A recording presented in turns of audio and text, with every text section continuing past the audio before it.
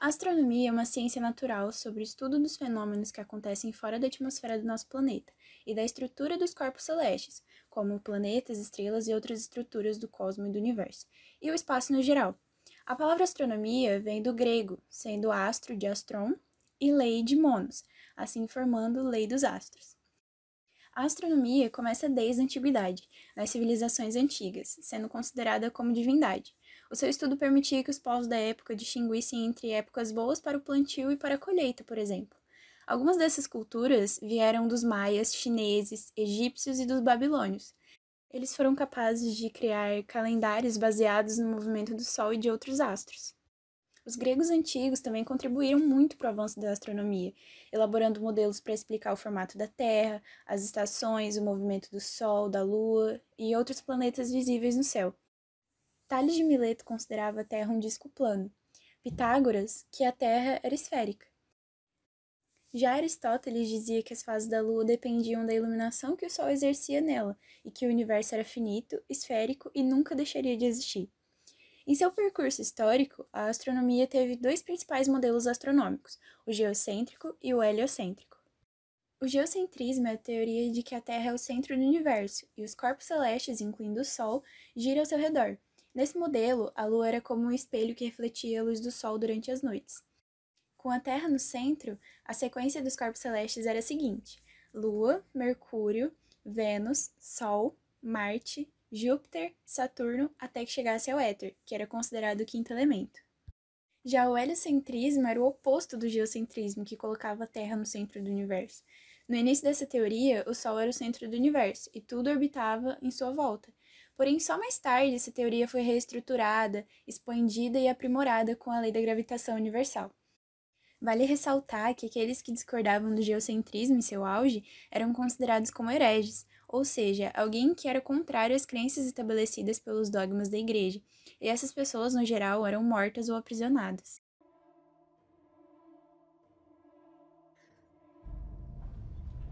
Tem algum macete, Doyle? Ninguém sabe.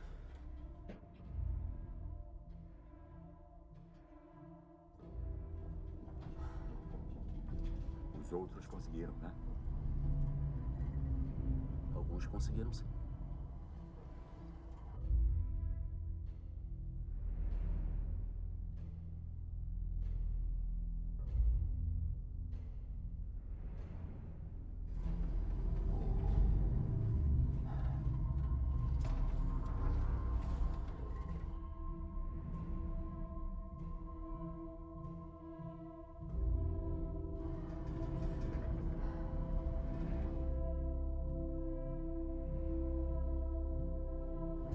Todo mundo pronto para dar tchau pro nosso sistema solar? Para nossa galáxia. Lá vamos nós.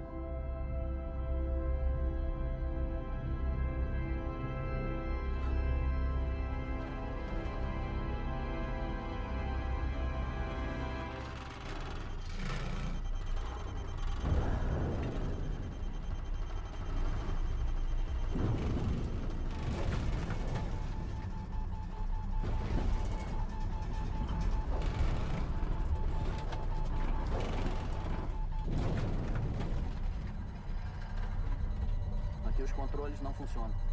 Estamos passando pelo bug. Um espaço além das 3 dimensões. Só dá para observar e registrar.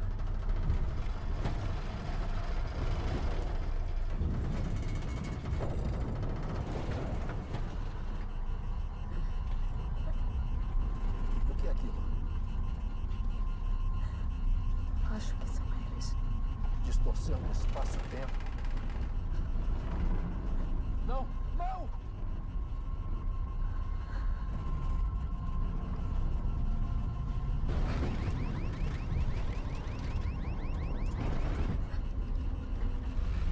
Mas o que é a gravidade? Para explicar de uma forma simples, a gravidade é uma das 4 forças da natureza. Ela é a grandeza responsável por definir o peso de um corpo, a força vertical e para baixo que nos mantém unidos com o planeta Terra. Está sob influência da aceleração qualquer objeto que se movimenta em queda livre.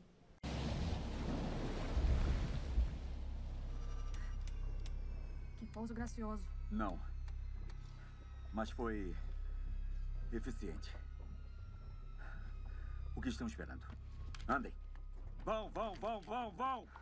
São 7 anos por hora aqui. Vamos fazer valer.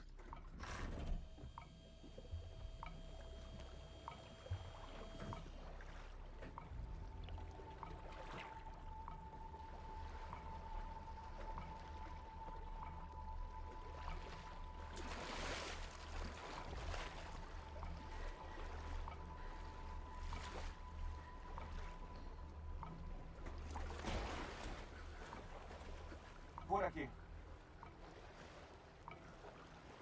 Cerca de 200 metros.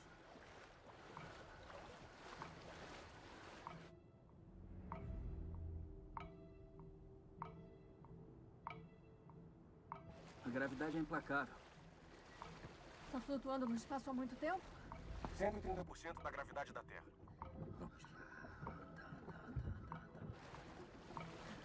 A gravidade de cada planeta depende respectivamente de seus tamanhos. Por exemplo, esses valores são aproximados. Corpo celeste, aceleração da gravidade por metro por segundo, ao quadrado. Terra, 9,8. Sol, 274. Vênus, 8,9. Lua, 1,6. Marte, 3,7. E Júpiter, 24,8. Segundo Einstein, quando objetos que têm uma força gravitacional agindo sobre eles se movimentam, causam uma onda no espaço. Um exemplo semelhante a esse é o lançamento de uma pedra na água, que também gera ondas. Peso e massas são conceitos diferentes. O peso de um corpo é determinado pela quantidade de massa multiplicada pela aceleração da gravidade em que ele está sujeito. Como, por exemplo, um corpo de 100 kg tem um peso na Terra de aproximadamente igual a 980 Newton. Se esse corpo for colocado na Lua, seu peso será de apenas cerca de 160 Newton, pois o valor da gravidade na Lua é bem menor do que o da Terra. Na mecânica, a gravidade surge entre dois corpos pelo simples motivo da presença deles em um ponto no espaço. A fórmula que define a gravidade na mecânica é a seguinte: força da interação gravitacional, que é igual a constante de gravitação universal vezes a massa do maior corpo vezes a massa do menor corpo dividido pela distância entre os corpos ao quadrado. Ele tentou resolver a equação da gravidade por 40 anos. Amélia, seu pai resolveu essa equação antes mesmo que eu saísse. Então por que ele não usou? A equação não conciliava a relatividade com mecânica quântica. Precisava de mais. Mas o quê? Mais dados. É preciso ver dentro do buraco negro. As leis da natureza proíbem uma singularidade nua. Romilly, é verdade isso? Se um buraco negro é uma ostra, então a singularidade é a pérola lá dentro. A gravidade é forte demais, ela está sempre escondida nas trevas, além do horizonte. É por isso que chamamos de buraco negro.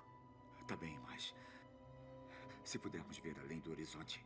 Não podemos, Cooper.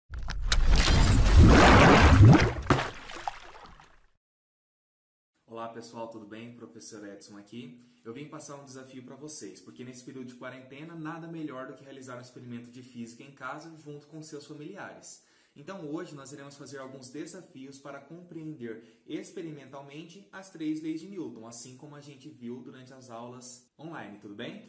Então vamos lá. A primeira lei de Newton nós sabemos que é conhecida também como a lei da inércia. E a lei da inércia diz que um corpo em movimento ele tende a permanecer em movimento e um corpo em repouso ele tende a permanecer em repouso, a não ser que uma força externa atue sobre ele.